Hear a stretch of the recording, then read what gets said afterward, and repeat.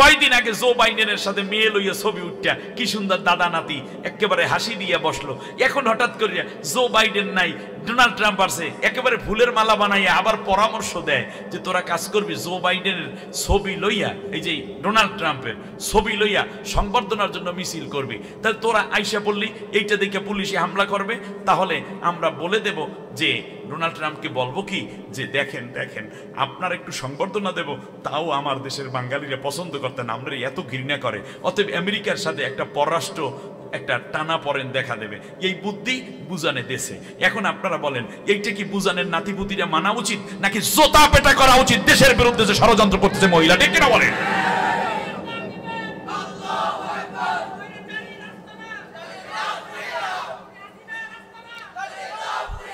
সম্মানিত ভাইরা, আল্লাহ রাব্বুল আলামিন বলেন ভালো কাজের আদেশ এবং খারাপ কাজের নিষেধ যদি তোমরা করো তাহলে একা করলে হবে না, এটা জামাতবদ্ধ হতে হবে। সুবহানাল্লাহ বলেন। আপনি একা ভালো কাজের আদেশ খারাপ কাজের নিষেধ করে কিছুই করতে পারবেন না। বিগত 53 বছর স্বাধীনতা হলেও আমাদের দেশে সরকার ইসলামিক না হওয়ার কারণে দিন দিন জেনা ব্যভিচার কমছিল নাকি বেড়েই চলছে? অশ্লীলতা কমতেছে না বেড়েই চলছে? বেড়েই চলছে। বেহায়া বেপর্দা কমতেছে না বেড়েই চলছে? জুলুম অত্যাচার কমতেছে না বেড়েই চলছে? বেড়েই চলছে। অতএব এইটাকে কমানোর আয়োজনটা কোথায়? এই জন্য আমাদের যেই যে ছিদ্রিগুলো দিয়ে ছিদ্রিগুলো স্পষ্ট করে গেছে জালেম সরকার, ঠিক না বলেন? মানে অর্থমন্ত্রীর অর্থ কেলেঙ্কারি।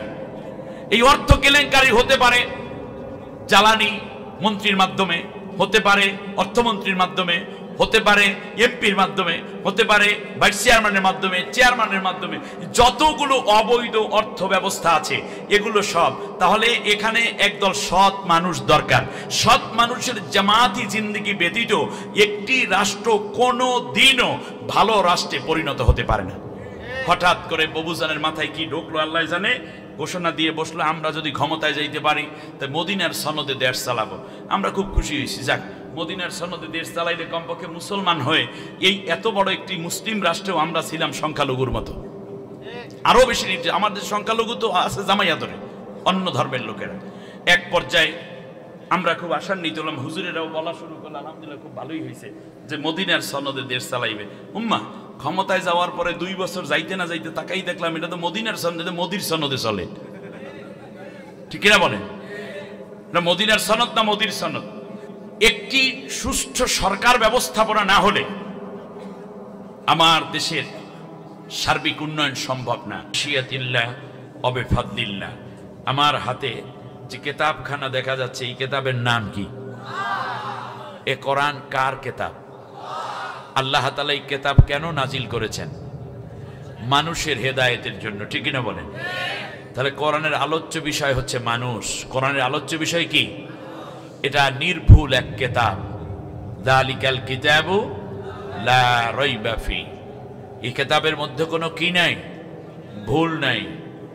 আল্লাহ রাব্বুল আলামিন চ্যালেঞ্জ করে বলেছেন ওয়া ইন কুনতুম ফি রাইবিম মিম্মা নাযালনা আলা আবদিনা ফাতু বিসূরাতিম মিন মিথলিহি ওয়াদউ শুহাদাআকুম মিন দুনিল্লাহি ইন কুনতুম সাদিকিন।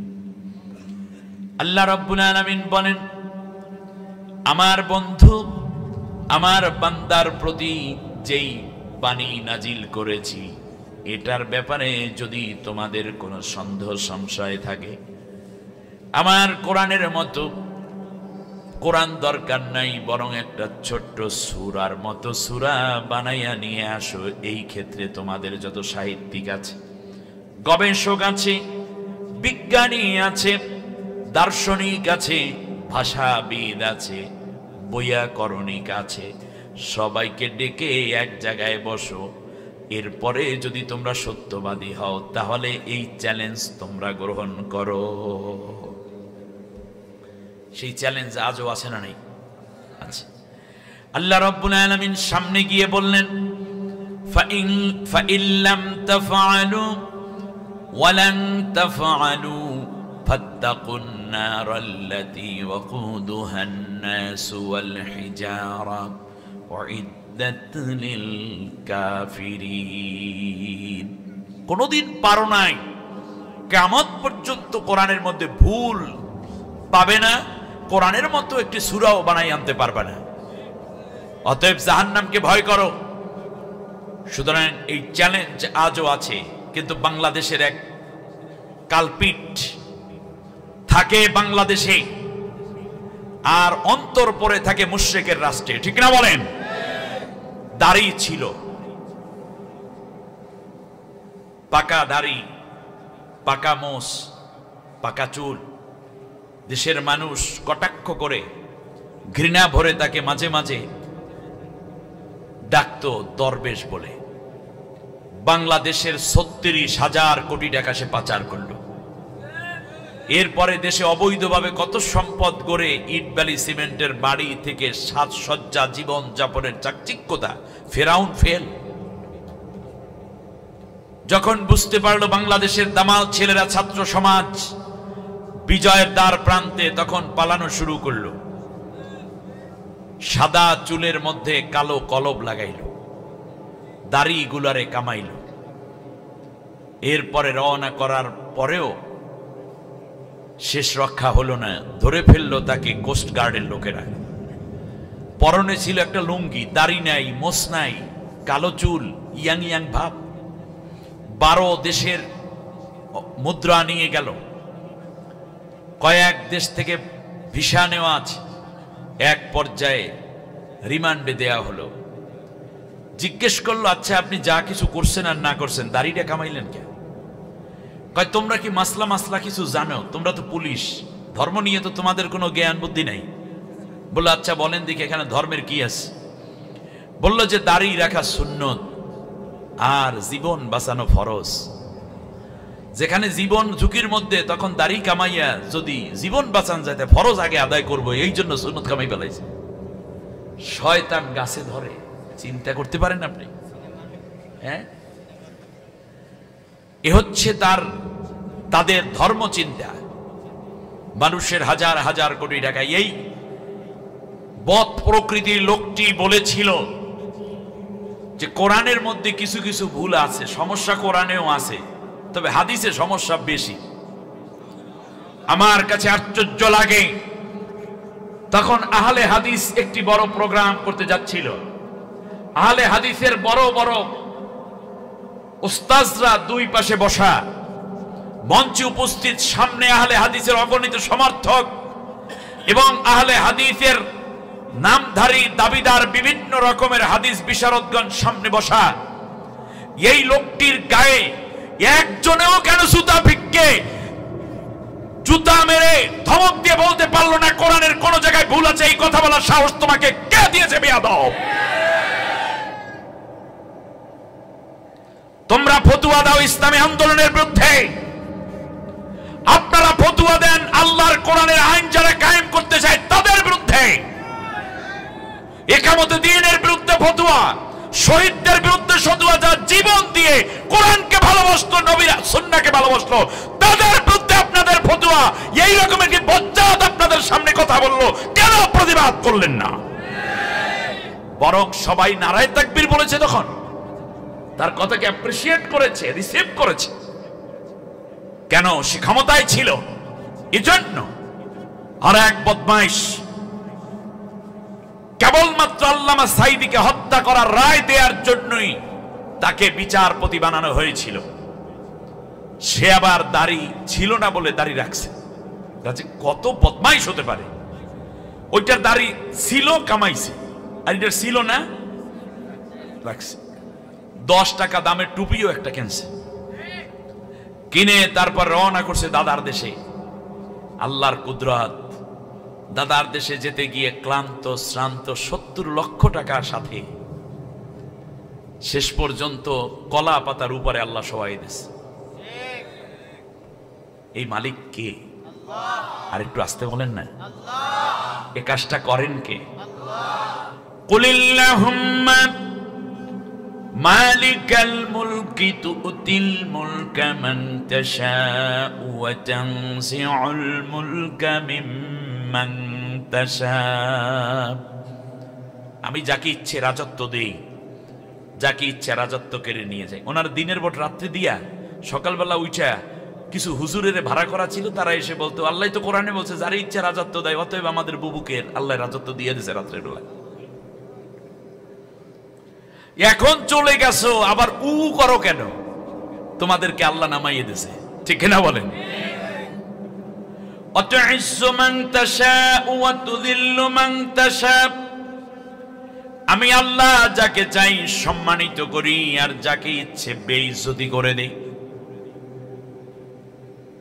আমার ভাইয়েরা, কোরআনের পাখি আল্লামা সাঈদী সাহেবের বিরুদ্ধে ধর্ষণের অভিযোগ, চুরির অভিযোগ, জেনার অভিযোগ, মানুষের বাড়ি পোড়ানোর অভিযোগ, খুনের অভিযোগ, বাংলাদেশ সহ তামাম দুনিয়ায় একজন মুসলমানকেও বিশ্বাস করানো যায় নাই সাঈদী সাহেব ধর্ষক কিংবা খুনি, অথবা মানুষের বাড়ি আগুন দিয়ে পোড়াইছে, অথবা মানুষের মালামাল চুরি করছে।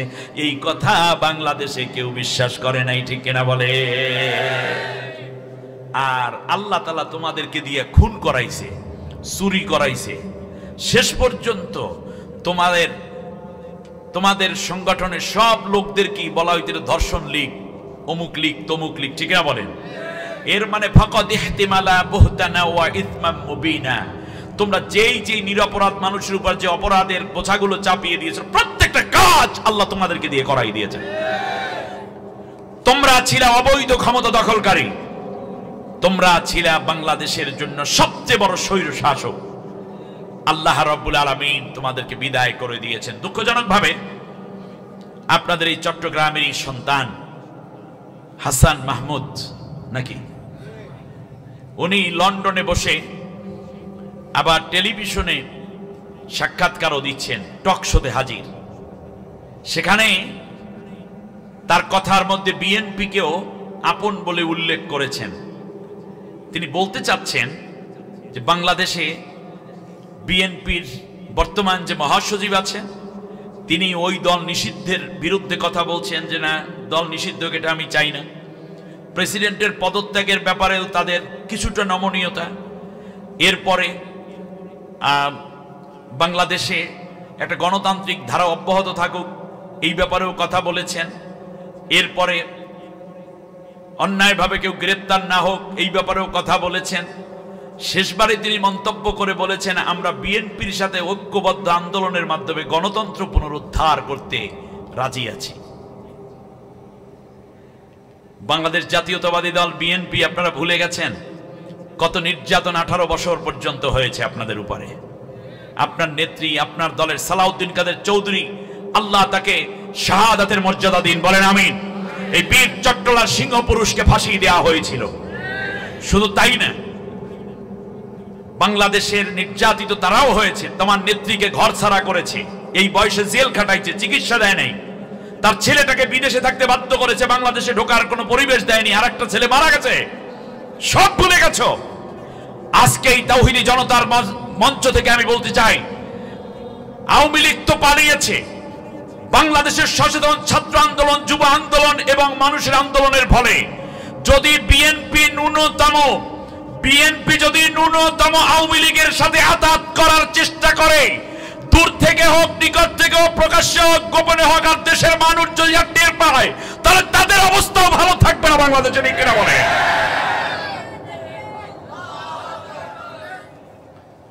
সুতরাং জালেম মুক্ত বাংলাদেশ হয়েছে।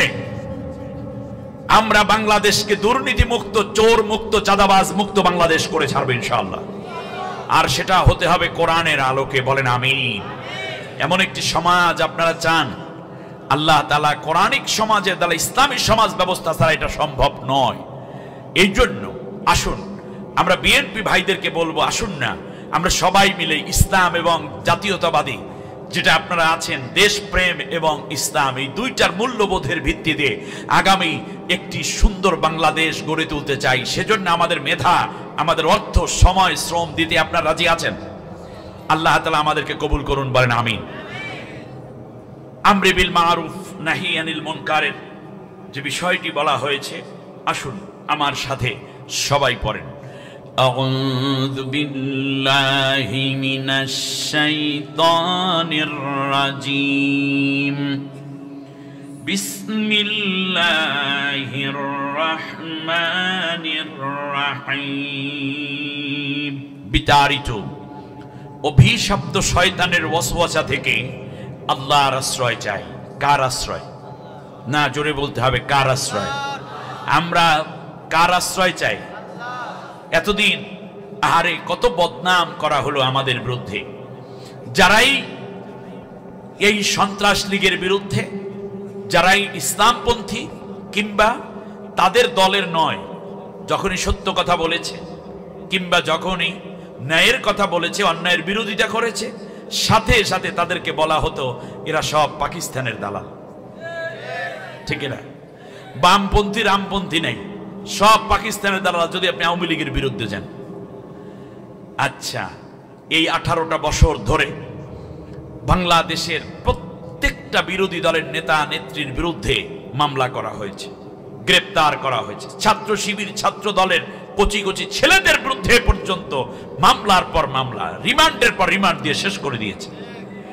আচ্ছা, মামলা দিলেন, পিটাইলেন, রিমান্ডে নিয়ে নখ তুলে ফেললেন, হাড় গুঁড়া করে ফেললেন, গুম করলো, আয়না ঘর বানাইয়ে নির্যাতন করলো, জেল দিল, এমনকি ফাঁসির মঞ্চে উঠাইয়া ফাঁসির রশিদে ঝুলাইয়া জীবন হত্যা পর্যন্ত করলো। বাংলাদেশ থেকে কেউ কি পাকিস্তান পালাই গেছে? তো যদি ওই রাষ্ট্রের দালাল হইতো তাহলে তো অবশ্যই এখান থেকে পালাইয়া তারা যে দেশের দালাল সেই দেশে যাই আশ্রয় নিত। ঠিক কিনা বলেন? তাহলে পাকিস্তানে কেউ যায় না, এর দ্বারা বোঝা যায় আসলে বাংলাদেশে পাকিস্তানের কোনো দালাল নাই। জুলাইয়ের 13 তারিখ থেকে নিয়ে আগস্টের 5 তারিখ পর্যন্ত আন্দোলন হলো। অল্প কয়দিনের ছাত্র ছাত্রীদের আন্দোলনে দেশ ছেড়ে পালাইয়া শেষ পর্যন্ত যাইয়া দাদার দেশে উঠছেন। তাহলে বোঝা যায় আপনারা যেই দেশে ঢুকছেন ওই দেশের দালাল আপনারা। ঠিক কিনা বলেন? দালালি করতো বাংলাদেশে। এই জন্যই বাংলাদেশের স্বাধীনতাকামী, মেধাবী, কোটা বিরোধী এবং বৈষম্যহীন ছাত্র আন্দোলনের মেধাবী ছাত্র সোনার ছেলেদেরকে গুলি করার জন্য ভারত থেকে পুলিশ এনে, টাকা দিয়ে, অস্ত্র দিয়ে, গোলাবারুদ দিয়ে আমার দেশের মুসলমানদেরকে হত্যা করার জন্য তারা ওই দেশ থেকে হিন্দু পুলিশ সরবরাহ করেছিল। এর মানে তোমরা ছিলা বাংলাদেশে দালাল, ছিলা ভারতের। আহা, বাংলাদেশের মানুষ হত্যা করার জন্য বিদেশ থেকে মানুষ ভাড়া করে আনে, প্রশিক্ষিত বাহিনী ভাড়া করে আনে। এরা নাকি দেশপ্রেমিক। তাই দেশের দুশ্মন কারা? আসেন, এরপরে বৌজুজান মাঝে মাঝে বলেন যে আমি দেশের কাছাকাছি আছি, চট করে চলে আসব। মানুষেরাও ফট করে ধরে ফেলবে। আসার দরকার নাই, আপনি কোথায় আছেন ঠিক ঠিকানাটা দেন, আমরা ধরে নিয়ে আসবো। সাহায্য চাই আমরা কার কাছে? আরো জোরে বলেন, আল্লাহ ছাড়া আমাদের কেউ নাই। ঠিক না? 3 দিকে ভারত, একদিকে বঙ্গোপসাগর, উপরে আমার আল্লাহ, নিচে আছে জমিন। ঠিক না বলেন? এই জমিন আসমানের মালিক যিনি, আমরা তার কাছেই অবনত হব। কেবল তাকেই আমরা আত্মসমর্পণ করব, তার কাছে, অন্য কারো কাছে না। আল্লাহ কবুল করুন, বলেন আমিন। পরম করুণাময়, অসীম দয়ালু আল্লাহর নামে শুরু করছি। ইয়া বুনাইয়া আকিমিস সালাতা ওয়া আমুর বিল মা'রুফি ওয়া নাহি আনিল মুনকার ওয়াসবির আলা মা আসাবাক ইন্না যালিকা মিন আজমিল উমুর। আমানতু বিল্লাহ। স্মরণ করো ঐতিহাসিক এক প্রেক্ষাপটের কথা, যখন আমার প্রিয় এক বান্দা লুকমান তার সন্তানকে উপদেশ দিতে গিয়ে একথা বলল যে আমার বৎস, আমার কলিজার টুকরা সন্তান রে, তুমি নামাজ কায়েম করবে, ভালো কাজের আদেশ করবে, খারাপ কাজের নিষেধ করবে। তবে মনে রেখো, এই কাজগুলো যখন তুমি করবে তখন সমাজের মধ্যে এক শ্রেণীর স্বার্থান্বেষী, লোভী এবং দুনিয়ার পূজারী, বস্তুবাদে বিশ্বাসী, অস্ত্র এবং সম্পদে সুসজ্জিত দুনিয়াদার যারা, তারা তোমাকে কিন্তু আস্ত রাখবে না। তারা তোমার উপরে হামলা করবে, মামলা দিবে, নির্যাতন করবে। কারণ এই কাজগুলো করতে গেলে, ভালো কাজের আদেশ আর খারাপ কাজের নিষেধ করতে গেলে তো তারা ক্ষিপ্ত হবে, প্রচন্ড আক্রমণ তোমার উপরে আসতে পারে। সেই সময় তুমি ধৈর্য ধারণ করে অসবির আলা মা আসাবাক, তোমার উপর যে ধরনের পীড়ন আসুক না কেন তুমি কিন্তু ধৈর্য ধারণ করে তোমার কাজ অব্যাহত রাখবে, তুমি থেমে যাবে না। ইন্না যালিকা মিন আজমিল উমুর, মনে রাখবে এই পৃথিবীতে নামাজ প্রতিষ্ঠার আন্দোলন, ভালো কাজের আদেশ আর খারাপ কাজের বাধা প্রদান যারা করতে যায় এরা কিন্তু বীর পুরুষ হয়, কোন কাপুরুষ দ্বারা এই কাজ করানো সম্ভব নয়। ইন্না যালিকা মিন আজমিল উমুর, এটা হচ্ছে বীরত্ব গাথা যাদের আছে, যাদের ভেতরে সত্যিকার বীরের চেতনা আছে, তারাই কেবলমাত্র এই কাজটা করতে পারে। এটা কোনো কাপুরুষের কাজ নয়, এটা সাহসী পুরুষের কাজ। সুবহানাল্লাহ পড়েন। সূরার নাম সূরা লুকমান, মক্কায় অবতীর্ণ এই সূরাটিতে 34টি আয়াত, 4টি রুকু আছে। আমি আপনাদের উদ্দেশ্যে সেখান থেকে 17 নম্বর আয়াত তিলাওয়াত করে তার সরল অনুবাদ করার চেষ্টা করেছি। আপনাদের কষ্ট হবে বিদায় আমি আলোচনাটা খুব ছোট করে দেই, একটু তাকান আমার দিকে। আমরি বিল মারুফ নাহি আনিল মুনকার। আমরি বিল মারুফ মনে করেন পজিটিভ, আর নাহি আনিল মুনকার মানে হচ্ছে নেগেটিভ। এই যে বাতি জ্বলছে এটা কি শুধু পজিটিভে চলবে? না। শুধু নেগেটিভে চলবে? জ্বলবে না। পজিটিভে চলবে না। এটা চলার জন্য, আলো জ্বালানোর জন্য, বৈদ্যুতিক শক্তি উৎপাদনের জন্য দুইটা পাওয়ার দরকার, একটা হচ্ছে নেগেটিভ আর একটা পজিটিভ, রাইট? আমাদের শরীরের মধ্যেও আছে নেগেটিভ এবং পজিটিভ। আমরা শুধু খাই না, আবার এটা পাস করে দেই না? পায়খানা প্রস্রাব না হলে আপনি কি বাঁচবেন? তাহলে এইটা হলো আপনার পজিটিভ, খাচ্ছেন, আর নেগেটিভ হচ্ছে মাইনাস করছেন। আমার কথা আপনাদের বুঝে আসছে? আমরা আল্লাহর বন্দেগী করি কিন্তু সারা রাত জেগে না ঘুমও লাগে। ঘুম লাগে না? লাগে। তাহলে বোঝা যায় এখানেও নেগেটিভ পজিটিভ আছে। যৌবন শুধু যৌবনই থাকে না, একটা পর্যায়ে ভাটি লাগে। তাহলে বোঝা যায় এখানেও নেগেটিভ পজিটিভ আছে। রাত কি শুধু রাতই থাকে না, আলো ওঠে, দিন আসে? তাহলে এখানেও বোঝা যায় নেগেটিভ এবং পজিটিভ। কথাটা বুঝতে পেরেছেন কিনা? তাহলে আল্লাহ তাআলা বলছেন ওয়াশ-শামসি ওয়া দুহাহা, আবার বলছেন অল-লাইলি ইযা তালাহা, আবার অন্য আয়াত অল-লাইলি ইযা সাজা, রাত যখন অন্ধকার হয়। শুধু কি পূর্ণিমার চাঁদ দেখেন না, আবার মাঝে মাঝে অমাবস্যাও আছে। এ হলো নেগেটিভ পজিটিভের একটা খেলা, এটা আল্লাহ করে রেখেছেন। মানুষের আমলগুলো দুইটা ভাগে থাকবে, একটা হচ্ছে ভালো কাজের আদেশ আর একটা হচ্ছে খারাপ কাজের নিষেধ। যেই সমাজে ভালো কাজের আদেশ এবং খারাপ কাজের নিষেধ নাই, সেই সমাজ কোনোদিনও মানবীয় এবং মৌলিক অধিকার প্রতিষ্ঠিত সমাজ লাভ করতে পারে না। এবারে আপনি আসেন, আল্লাহ নবী সাল্লাল্লাহু আলাইহি ওয়াসাল্লাম স্পষ্ট বলেছেন মান রাআ মিনকুম মুনকারান ফালিয়ুগাইয়ির বিয়াদিহি, যদি তোমরা কোনো খারাপ কাজ দেখো, মুনকার কাজ দেখো, মুনকার মানে হচ্ছে নিষিদ্ধ কাজ আর অন্যায় কাজ, আল্লাহর অপছন্দের কাজ, অর্থাৎ যেটা কোরআন সুন্নাহ দ্বারা নিষিদ্ধ, ওই কাজ যদি দেখো তাহলে তোমরা প্রথমে হাত দ্বারা বাধা দাও। কি দ্বারা? হাত দ্বারা বাধা দেবে কারা?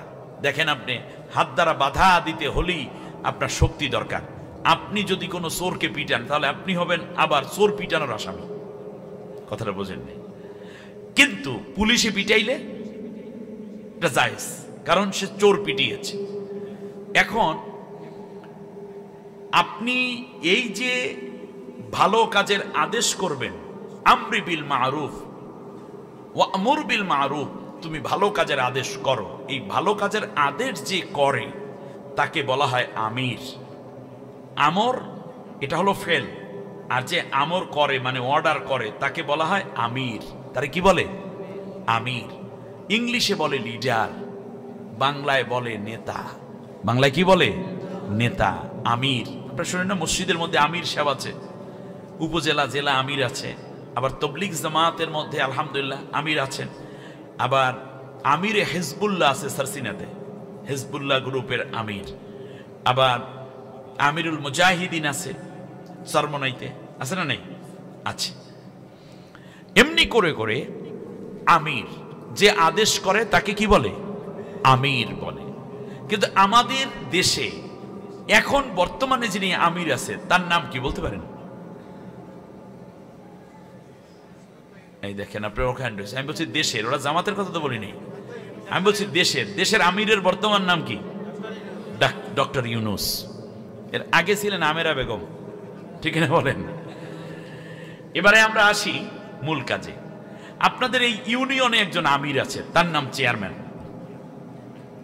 আপনাদের থানায় একজন আমির আছে, তার নাম ওসি, তার নাম টিওনো।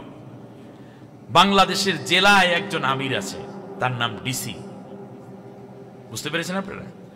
বাস এমনি করে করে, অর্থাৎ আমির মানে হচ্ছে যে অর্ডার করে, আমর করে মানে অর্ডার করেন যিনি, তাকে বলে আমির। আমাদের দেশে ইসলামী পরিভাষা থাকলেও যারা আমির আছেন তারা মূলত আমির না, তারা নিজেরাও মামুর, তারাও রাষ্ট্রের আমর মান্য চলতে বাধ্য।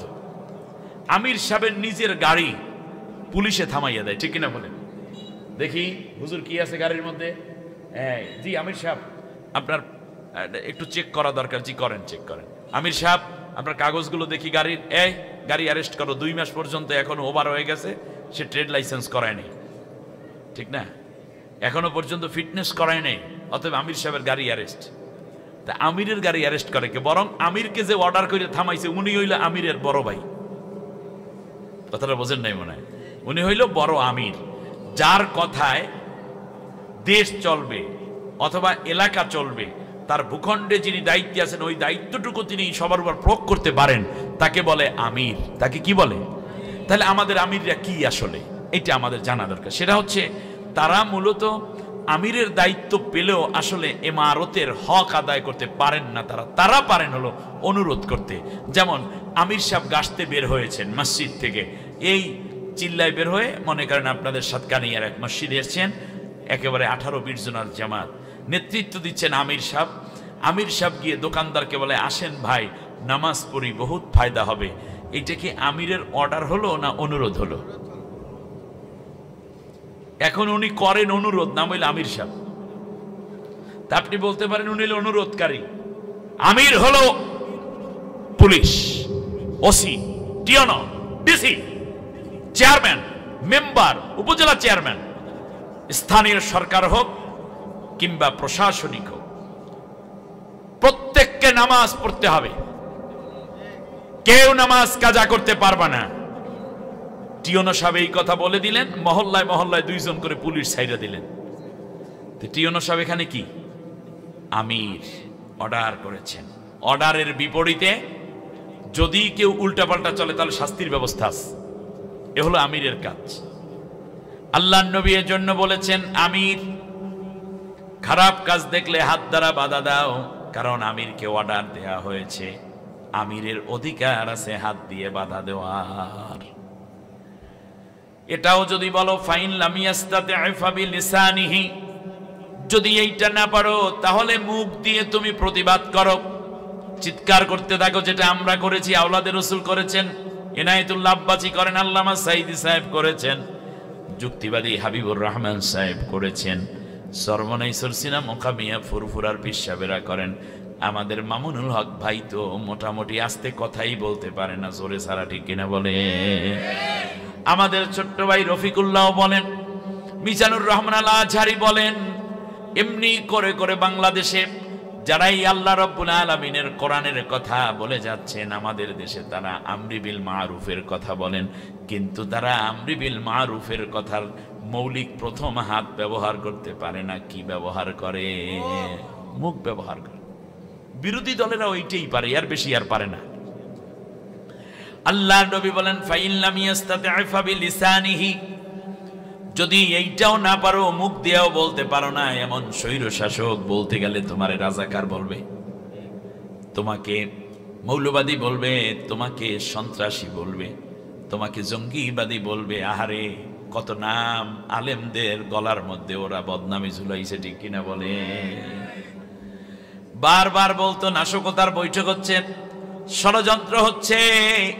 কোন ষড়যন্ত্র ছিল না, একেবারে আলেমদের ফ্রেশ মন। আলেমরা তো কখনোই সংঘাতে জড়ানোর লোক না, অথচ এত বেশি বদনাম দেয়া হয়েছিল। শেষ পর্যন্ত উলামায়ে কেরাম বিরক্ত হয়ে আল্লাহর কাছে সারা বলার আর জায়গাও পায় নাই। আলেমদের চোখের পানি কবুল করেছেন কে? আমার ভাইয়েরা খেয়াল করুন, জেনারেল শিক্ষায় শিক্ষিত একটা ছেলে, শার্ট প্যান্ট পরে, দাড়িও নাই, তার পড়ার টেবিলের মধ্যে যদি একটা ইসলামিক বই পাইতো তাহলে বলতো জঙ্গি বই। 17টা বছর পর্যন্ত ঢাকা ইউনিভার্সিটির সলিমুল্লাহ মুসলিম হলে আজান দিতে দেয় নাই তার সোনার ছেলেরা। এরাও মুসলমান ছেলে, কিন্তু রাজনীতি তাদেরকে ইসলাম বিরোধী বানিয়ে দিয়েছে। কারণ যারা ছাত্রলীগ করে তারা কি মুসলমান না? বেশিরভাগ মুসলমান সন্তান। তাহলে তারা আজান দিতে নিষিদ্ধ করলো কেন? তার কারণ হচ্ছে তার দর্শন ছিল ধর্ম নিরপেক্ষ, অর্থাৎ কোন ধর্ম দরকার নাই। ধর্ম নিরপেক্ষ মানে অ্যাটলিস্ট কাফের। কথা বুঝতে পেরেছেন? ধর্মীয় ব্যাপারে নিরপেক্ষ। এই পৃথিবীতে কোন নবী ধর্ম নিরপেক্ষ ছিলেন না, সব নবী ছিলেন ধর্মের অনুসারী। হিন্দুরাও তাদের হিন্দু ধর্মের অনুসারী, বৌদ্ধরা বৌদ্ধ ধর্মের অনুসারী, ইহুদিরা ইহুদি ধর্মের অনুসারী, খ্রিস্টিয়ানরা খ্রিস্টান ধর্মের অনুসারী। এর মাঝখান থেকে নতুন ধর্ম, ধর্মহীনতা, অর্থাৎ ধর্ম নিরপেক্ষ মতবাদ। এর মানে হচ্ছে এই যে ইয়াকুলুনা নুমিনু বিবাদিন ওয়া নাকফুরু বিবাদ ওয়া ইয়াত্তাখিদুনা বাইনা যালিকা সাবিলা উলাইকা হুমুল কাফিরুনা হাক্কা ওয়া আ'তাদনা লিল কাফিরিনা আযাবাম মুহিনা। আমার আল্লাহ স্পষ্ট বলেছেন, তারা না হিন্দু, না কাফের, না মুসলমান, মাঝখান থেকে ইসলাম আর কুফরির মধ্য দিয়ে নিজেরা একটা নিরপেক্ষ মতবাদ তৈরি করে বের করলো। মনে রেখো, এরাই হচ্ছে নির্ভেজাল কাফের। আ'তাদনা লিল কাফিরিনা আযাবাম মুহিনা। এই ধরনের কাফেরদের জন্যই আমি রেখেছি আযাব, মহা শাস্তি। আল্লাহ রাব্বুল আলামিন অন্য আয়াতে বলছেন, আফাতুমিনুনা বিবাদিল কিতাবি ওয়া তাকফুরুনা বিবাদ ফামা জাযাউ মান ইয়াফআলু যালিকা মিনকুম ইল্লা খিজিয়ুন ফিল হায়াতিদ দুনিয়া ওয়া ইয়াওমাল কিয়ামাতি ইউরাদ্দুনা ইলা আশাদ্দিল আযাব। আল্লাহ রাব্বুল আলামিন বলেন, তোমরা কি তাহলে কোরআনের কিছু কিছু কথা মানো আর কিছু কিছু কথা বাদ দাও? তাহলে মনে রাখো, এই রকম যদি হয় তাহলে আমি আল্লাহ বলে দিলাম, দুনিয়ায় তাদের জন্য লাঞ্ছনা, আখিরাতে তাদের জন্য নিশ্চিত জাহান্নাম। সেখানে তাদেরকে হাঁকিয়ে নেওয়া হবে। নাউজুবিল্লাহ। দেখেন, এরা মসজিদে গেলে একেবারে হুজুরের সামনে গিয়ে বসে, হুজুর জি জানেনই তো কি অবস্থা, আমি কিন্তু আসছি। মানে ওদের কোন লোক ওখানে আছে, মানে হুজুরের গলা এমনি শুকাই যায়। ঠিক কিনা বলেন? বাংলাদেশে এমন একজন আলেম আল্লাহ দিয়েছিলেন যার ইমানি চেতনা থেকে আমরাও চেতনা পাই। আল্লামা সাইদি সাহেবের কণ্ঠটা ওরা রোধ করতে পারে নাই। ঠিক কিনা বলেন? বাবুনগরী নওয়ারাল্লাহু মারকাদাহু ওয়া জাআলাল জান্নাতা মাসওয়াহু, তার কণ্ঠ রোধ করতে পারে নাই। মামুনুল হকের কণ্ঠ রোধ করতে পারে নাই। আমার ভাইয়েরা, এরকম কিছু তেজস্বী আলেম আজ বাংলাদেশে আছে বলি বাতিলরা কমপক্ষে আমাদের ঈমানটা চুরি করতে পারেনি। মনে মনে সিদ্ধান্ত নিবে কিভাবে পরিবর্তন করা যায়, ওই খারাপ কাজ থেকে জাতিকে কিভাবে বাঁচানো যায়, এটা মনে মনে সিদ্ধান্ত। আযালিকা আদাফুল ঈমান, এটা ঈমানের একেবারে নিম্ন স্তর, তবুও তো একটা স্তরে আছে। ঠিক না বলেন? আমার বন্ধুগণ, আসুন আমরি বিল মারুফ আর নাহি আনিল মুনকারের আরেকটা উদাহরণ দিয়ে আমি কোরআন সুন্নাহর কিছু কথা বলি। এবারে আসুন, আপনারা কি লঞ্চ, স্টিমার, জাহাজ, ট্রলার, নৌকা এগুলো দেখেছেন? যেগুলো কেন জলযান বলি। এইগুলো পানিতে চলে, চলতে চলতে একটা পর্যায়ে তার ভেতরে পানি ঢোকে, ঢোকে না? লঞ্চ স্টিমার নৌকার ভিতরে পানি ঢোকে না? পানি ঢুকলে কি করে ওই নৌকার মালিক, স্টিমারের মালিক, লঞ্চের মালিক কি করে? এটা পানির ভিতরে রেখে দেয় না বের করে ফেলে দেয়? ফেলে দেয়। এটা হচ্ছে আমরি বিল মারুফ আর নাহি আনিল মুনকারের উদাহরণ। অর্থাৎ পানি ঢুকলো, শেষ করে বের করে দিল। কিন্তু আরেকটা কথা আছে, এটা হচ্ছে স্বাভাবিক জীবন যাপনের জন্য প্রাথমিক একটি অবস্থা, যে আমার ভিতরে গুনাহ ঢুকছে, তওবা করে আমি এটাকে মাফ করাই নিলাম আল্লাহর কাছ থেকে। কিন্তু স্থায়ীভাবে যদি কাজ করতে হয় যে পানি যেন আর না ঢোকে, তাহলে এই স্টিমার বলেন, ট্রলার বলেন, নৌকা বলেন, লঞ্চ বলেন, সেটাকে উপরে তুলে ফেলতে, ড্রাই ডগে উঠাতে হবে। ওঠানোর পরে কি করে চট্টগ্রাম ভাই বলেন তো দেখি?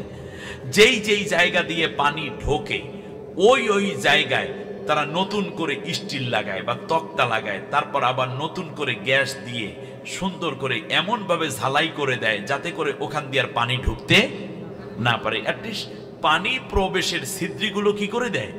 বন্ধ করে দেয়। তাহলে এখন শুধু পানি শেষ কাজ করলেই নাহি আনিল মুনকার হয় না, বরং যেই যেই জায়গা দিয়ে পানি ঢোকে ওই ওই ছিদ্রগুলো বন্ধ করতে হবে। ওই ছিদ্রগুলো বন্ধটাই হলো নাহি আনিল মুনকারের মূল দায়িত্ব। আমাদের সমাজে অর্থনৈতিকভাবে অনেকগুলো বড় বড় ছিদ্র আছে, যেমন সুদ, দুর্নীতি, ঘুষ, ডাকাতি, শেয়ার মার্কেটে চোরাকারবারি, এরপরে মাদক, অর্থনৈতিকভাবে যেটা আমার দেশটাকে পঙ্গু করে দেয়, অবৈধ অস্ত্র চোরাচালানি, এরপরে বিভিন্ন লুটপাট, এইগুলো হচ্ছে অর্থনৈতিক ছিদ্রি। এগুলো যদি বন্ধ না করে আমরা শুধুমাত্র বলি যে ভাই চুরি কইরেন না, বহুত ফায়দা হবে, ভাই চুরি করা গুনার কাজ, আল্লাহ বেজার হয়, আপনি মরে গেলে খাইবে কেটা, এইগুলো হইলো সাময়িক পানি সেচ দেওয়া। কিন্তু যেই কারণে চুরি হয় ওই কারণগুলো, ওই রাস্তাগুলো চিরতরে বন্ধ করে দেওয়ার নাম হচ্ছে নাহি আনিল মুনকার। আমার কথা ক্লিয়ার বুঝতে পেরেছেন? আমি মসজিদের খতিব, বক্তা, আমি যদি ওয়াজ করি যে ভাই বেপর্দায় আপনার মেয়েটার রাইখেন না, বহুত ফায়দা হবে, পর্দা ফসিদা মতো চালান, এতে করে সাময়িক পানি শেষ হইতে পারে। হুজুরে কইছে এ মাইয়া তুই আর ওইরকম হাঁটিস না, আটলেও কাব্বা আমি আর মসজিদের নিকট দিয়ে যাবোই না, হুজুর দেখবো না, ব্যাস।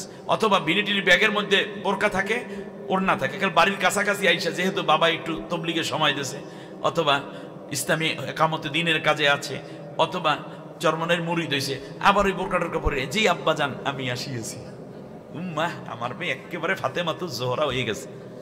আসলে ওই রকম না, বরং বিপর্দা কেন হয় সেই রাস্তাগুলো বন্ধ করে দেওয়ার নাম হচ্ছে নাহি আনিল মুনকার। এজন্য আল্লাহ রাব্বুল আলামিন বলেন সুদের বিরুদ্ধে আমরাও তো ওয়াজ করি, ঠিক না? আহাল্লাল্লাহুল বাইয়া ওয়া হাররামার রিবা, এতে করে কি সুদ বন্ধ হইছে? কথা কয় না। সুদ শুরু হয় ব্যাংক থেকে, ব্যাংকটার নাম Bangladesh bank, the greatest bank of Bangladesh, সবচেয়ে বড় ব্যাংক। আর এই ব্যাংকটার পুরোপুরি নিয়ন্ত্রণ থাকে মূলত অর্থমন্ত্রীর হাতে, ব্যাংকের গভর্নরের কাছে। ব্যাংকের গভর্নর জবাবদিহিতা করে অর্থমন্ত্রীর কাছে। কথা বুঝছেন কিনা আপনারা? তাহলে খেয়াল করুন, আমি আপনি ওয়াজ করি ঘুষ খাইবেন না ও ভাইরা, সুদ খাইবেন না, সুদ খাইবেন না রে,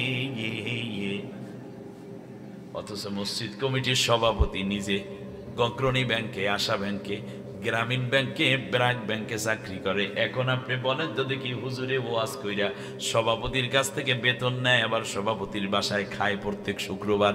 এখন বলেন দেখি ওনার ওয়াজ কি কোনো কাজে লাগলো? তার কারণ সুদটা যেখান থেকে শুরু হয় ওই ব্যাংকটার সিস্টেমটাই চেঞ্জ করে দিতে হবে, বাংলাদেশ ব্যাংকেই সাজাতে হবে ইসলামী অর্থ ব্যবস্থার উপরে। আর অর্থমন্ত্রী সেই জন্য হতে হবে যে হারাম অর্থনীতি পছন্দ করে না, হালাল অর্থনীতিকে পছন্দ করে। সেই রকম অর্থমন্ত্রী হইলেই কেবল কোটা ছিদ্রগুলো সব বন্ধ হয়ে যাবে, তখন মানুষের সুদে টাকা চাইলেও আর দিতে পারবে না, নিতেও পারবে না। ওয়াজের ব্যাপার নাকি সিদ্রি বন্ধ করার ব্যাপার? এইবার কাজে আসেন। আমরা এত ওয়াজ করলাম, বাবারা জেনা কইরো না, ব্যভিচার কইরো না। বলেন তো দেখি, এতে জেনা ব্যভিচার শেষ হয়ে গেছে নাকি? এটা পানি সেচ দিছি, ভিতরে পানি ছিল, একটু ইচ্ছা ফালাইছি বাটি দিয়া, ভিতরের পানি বাইরে ফালাইছি। নৌকার ভিতরের পানি, স্টিমারের ভিতরের পানি, কিন্তু সিদ্রির জায়গায় সিদ্রি রয়ে গেছে। আপনি যদি সিদ্রি দিয়া পানি ওঠে, আর আপনি যদি প্রথমে দেখলেন আপনি একা শেষ করেন, তাতে কুলাইতে পারেন। এখন ছেলেরেও লইছেন, আয় বাবা তুইও দুই বাপ বেটা মিলা, এমনি করে করে যত বেশি বেশি সময় নিবেন, পানি ওঠা কমবে নাকি আরো বাড়বে? আরো বাড়বে। শেষ পর্যন্ত এলাকার সব মানুষ লইয়া পানি ইচ্ছা, শেষ পর্যন্ত আপনার স্টিমার, লঞ্চ, নৌকা আপনি রেহাই করতে পারবেন না। তাহলে যদি আপনার বাহনটা রক্ষা করতে হয়, সর্বপ্রথম দায়িত্ব পানি সেচ দিয়ে ফেলে দেয়া, আর তার পরপরই দায়িত্ব হইল সিদ্রিগুলাকে। এই জন্য পানি শেষ হইল আমরি বিল মারুফ, আর সিদ্রি বন্ধ করা নাহি আনিল মুনকার। সুবহানাল্লাহ কয় না? আল্লাহ রাব্বুল আলামিন বলেন এই সিদ্রির কাজ বন্ধ করবে ব্যক্তি না, ব্যক্তি ব্যক্তিটা করতে পারে, কিন্তু মৌলিকভাবে এই দায়িত্ব হলো রাষ্ট্রের। আমার চাইতে আপনারা ঠিক, আপনি বললেও ঠিক, না বললেও ঠিক, এটা এই ইয়ামুরুনা বিল মারুফ ওয়া ইয়ানহাউনা আনিল মুনকার সব আয়াতগুলো মূলত রাসূল সাল্লাল্লাহু আলাইহি ওয়াসাল্লামের জিন্দেগীর প্রয়োগ হয়েছিল মাদানী জিন্দেগিতে। আল্লাহ রাব্বুল আলামিন বলেন আল্লাযীনা ইম্মাক্কান্নাহুম ফিল আরদি আকামুস সালাতা ওয়া আতাউজ যাকাতা ওয়া আমারু বিল মারুফি ওয়া নাহাউ আনিল মুনকার। সুবহানাল্লাহ বলেন। কোরআনের দল যদি ক্ষমতায় যায় তাহলে তারা 4 দফা কর্মসূচি বাস্তবায়ন করবে। 1 নম্বর হলো নামাজ কায়েম করবে। সমাজের মধ্যে এমন কোন মুসলমান ছেলে মেয়ে পাওয়া যাবে না, নারী পুরুষ পাওয়া যাবে না, ডিসি এসপি পাওয়া যাবে না, পুলিশ র্যাব গোয়েন্দা ডিবিটি এসবি পাওয়া যাবে না, এমন কোন লোক পাবা না। ভাইস চ্যান্সেলর, চ্যান্সেলর, প্রেসিডেন্ট, প্রধানমন্ত্রী, পুলিশ, সেখান থেকে কমিশনার, যাই বলো না কেন, মেম্বার, চেয়ারম্যান, চৌকিদার, কৃষক, শ্রমিক, জনতা, যাই পাও না কেন, পেশাজীবী কিংবা চাকরিজীবী কিংবা বেকার, এমন কেউ থাকবে না সে যদি মুসলমান হয়, নামাজ পড়বে। একজন বেনমাজিও তোমার দেশে আর থাকতে পারবে না। 1 নম্বর কাজ, ভালো কাজের আদেশ স্বরূপ তারা প্রথমেই করবে কি? নামাজ গড়ে তুলবে। ওয়ায়ানহাউনা আনিল মুনকার, এবং খারাপ কাজের নিষেধ করবে। সুবহানাল্লাহ বলেন। এখন খারাপ কাজের নিষেধ কেমনে করবে? ওই ভালো কাজ করার মাধ্যমে খারাপ কাজ একটা নিষেধ হয়ে যাবে। আর দ্বিতীয় হচ্ছে আইনের মাধ্যমে, যে আইনগুলো আছে আল্লাহ রাব্বুল আলামিন 500 আইন দিয়েছেন, মুহকামাত আয়াত দিয়েছেন, হুকুমের আয়াত দিয়েছেন আল্লাহ 500টা। এই 500 আয়াত তারা জমিনের বুকে প্রতিষ্ঠিত করে দিবে। বলুন সুবহানাল্লাহ। ভালো কাজের আদেশ মানে নামাজ পড়ো, রোজা রাখো, পর্দা করো, বিবাহ শাদী করো, যাকাত দাও, সালাম দাও, মা বাবার খেদমত করো, বড়কে শ্রদ্ধা করো, ছোটকে স্নেহ করো।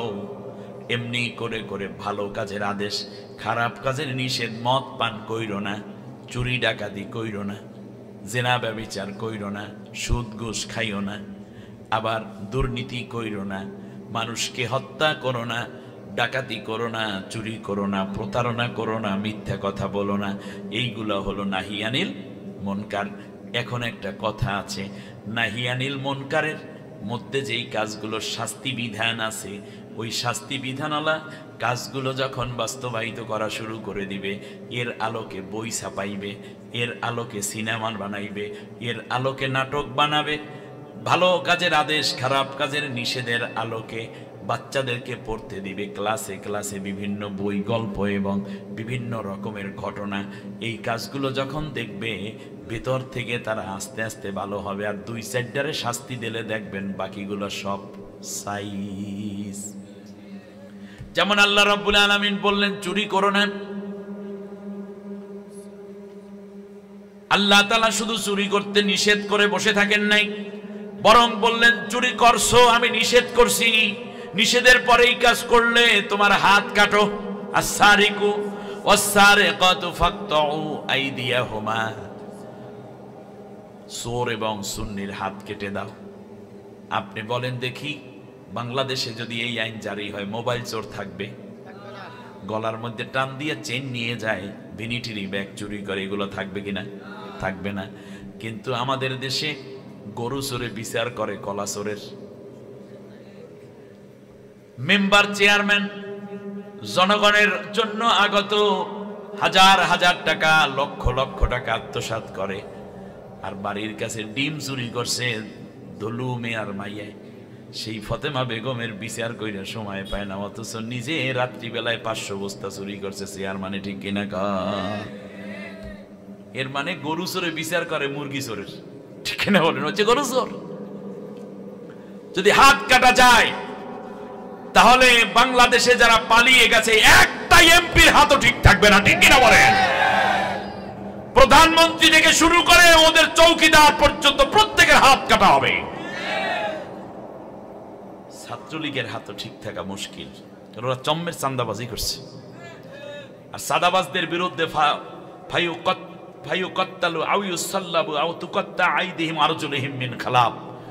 আল্লাহ তাআলা বলছেন, যারা ছিনতাই করে, ডাকাতি করে, তাদের হাত পা বিপরীত দিক থেকে কেটে দাও, প্রয়োজনে তাদেরকে হত্যা করে ফেলো, শুলে চড়াই ফাঁসি দিয়ে দাও। কারণ একটা ছিনতাইকারীকে, ডাকাতকে যদি ফাঁসি দেওয়া হতো তাহলে গোটা ঢাকা ঠান্ডা হয়ে যেত। বিশ্বাস হয় না আপনাদের? আমি একটা সোনালী উদাহরণ দেই। হাত কাটার আইন হলো, রাসূল সাল্লাল্লাহু আলাইহি ওয়াসাল্লামের সময় মাত্র একজন পুরুষ আর একজন নারীর হাত কাটা হয়েছে। 10 বছর শাসন, হাত কাটা গেছে কয়জনার? মাত্র 2 জনার। সুবহানাল্লাহ বলবেন আপনারা? বিশ্বনবী সাল্লাল্লাহু আলাইহি ওয়াসাল্লাম এই আইন জারি করলেন, কারণ মানুষ তৈরি করেছেন আল্লাহ। আর কোন আইন করলে এই মানুষকে নিয়ন্ত্রণ করা যায়, এই কথাটা সবচেয়ে ভালো জানেন কে? আল্লাহ। এই জন্য আল্লাহ আইন দিলেন যাতে মানুষের মনে ভীতিও থাকে, আবার পরকালের জবাবদিহিতাও থাকে। যদি এই দুইটা জিনিস থাকে তাহলে মানুষের মধ্যে সচেতনতা আসবে, সামাজিক নিরাপত্তা আসবে। এই জন্য আল্লাহ তাআলা বললেন, প্রথম কাজই হলো তোমরা নামাজ কায়েম করবে। নামাজ পড়বে না কায়েম করবে? কায়েম হয় কিভাবে? না পইরা না, পড়ার মাধ্যমেই কায়েম হয়। কিন্তু কায়েমের অর্থ ভিন্ন, সেটা হচ্ছে না পড়লে তুমি পড়তেই যাবে নামাজ, কিন্তু না পড়লে তোমার শাস্তি ভোগ করতে হবে। শাস্তি কি? 40 দিন। নামাজ পড়ে নাই ছেলে, ফজর ওয়াক্তে উঠে নাই, মনে করেন বাংলাদেশটা এখন ইসলামী রাষ্ট্র, ফজর ওয়াক্তে বাবা মসজিদে যায়, মসজিদের আজান দেওয়ার পরে মহল্লার মধ্যে পুলিশ টহল শুরু হয়ে গেছে, ডাকতেছে, এলাকার মেম্বার ডাকে, চেয়ারম্যানে ডাকে, এমনকি এলাকায় সরকারি লোক নিয়োগ দেয়া হবে শুধু নামাজে ওঠানোর জন্য। এরপরেও যদি না ওঠে, ঘরের মধ্যে বাবা একবার ডাক দিয়ে গেছে, আব্দুর রহমান নামাজে আসো, জসিম নামাজে আসো। জসিম এপিটোপিট করে, মসজিদে একামত হয়ে গেছে, জসিম এখনো নাই। জসিমের মা দেখতেছে ছেলে এখনো মোড়ামুড়ি করে, কম্বল মুড়া দিয়ে ঘুমায়, কারণ পৌষ মাসের শীতের মধ্যে ওঠে না। ছেলের বয়স 18 বছর, 15 বছর, 13 বছর, নামাজ ফরজ হয়ে গেছে, ঠিক না? এইবার মা কি করলো জানেন? হাতের মধ্যে তো মোবাইল আছে, মা ট্রিপল অনে কল দিল, সাথে সাথে ওসি সাহেব রিসিভ করলো। জি, কে বল? আমার ছেলে মসজিদে যায় নাই, ঘরের মধ্যে মোড়ায়, কত চেষ্টা করলাম নামাজে হাজির হয় নাই। সাথে সাথে 3 জন পুলিশ হাজির। কয় পুলিশ? গাড়ির মধ্যে করে নিয়ে যাবে কোথায়? থানায়। ধরাইয়া দিছে কে? মায়। কারণ কু আনফুসাকুম আহলিকুম নারা, জাহান্নাম থেকে তুমি বাঁচো, তোমার পরিবার বর্গকে বাঁচাও। বাঁচাচ্ছে মা, তখন মায়েরা সচেতন হয়ে উঠবে।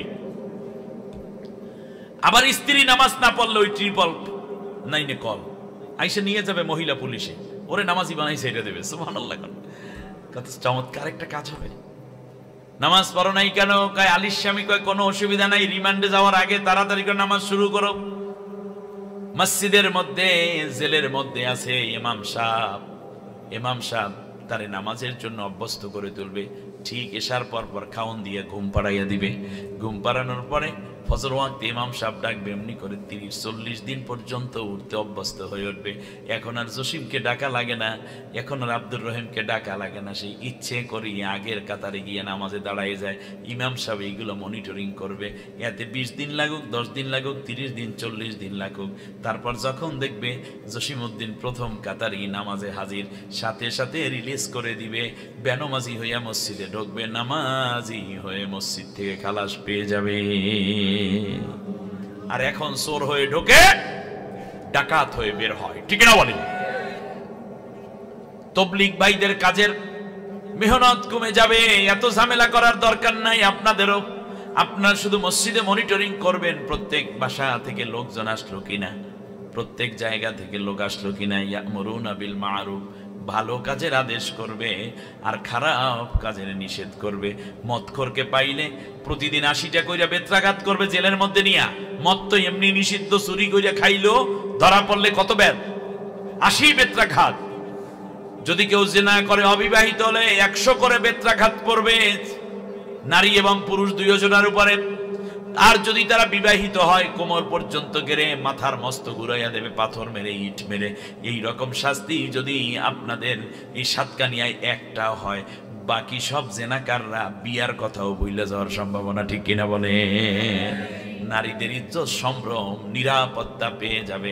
একটা খুনের বদলে খুন, আল কতলু বিল কতলে, হত্যার বদলে হত্যা। বাংলাদেশে যদি একটা হত্যার বদলে আর একটা হত্যা, যে হত্যাকারী হলো তারে যদি হত্যা করা হয়, বেশি সময় লাগবে না।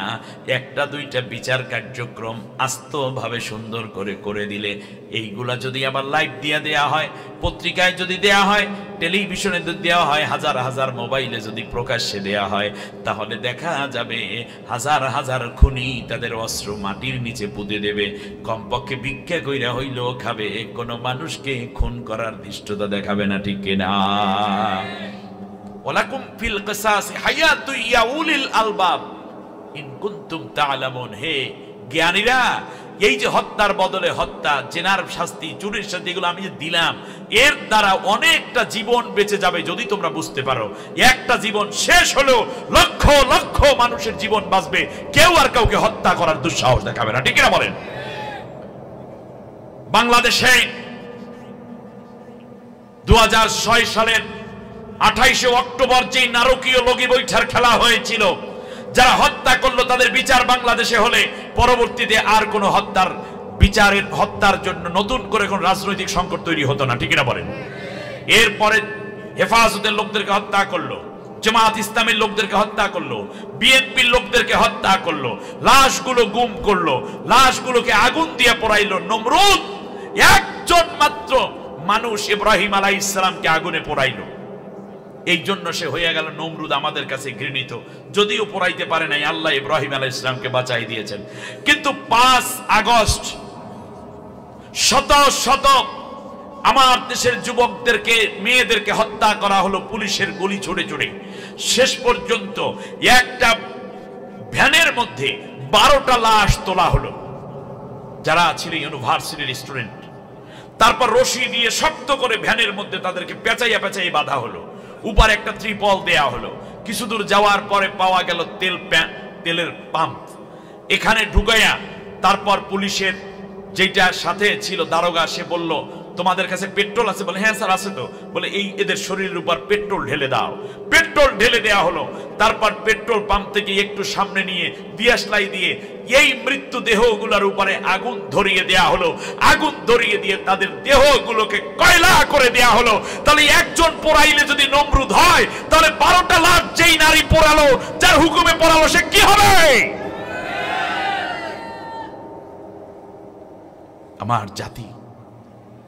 আমার জাতি আপনারা বোঝার চেষ্টা করুন।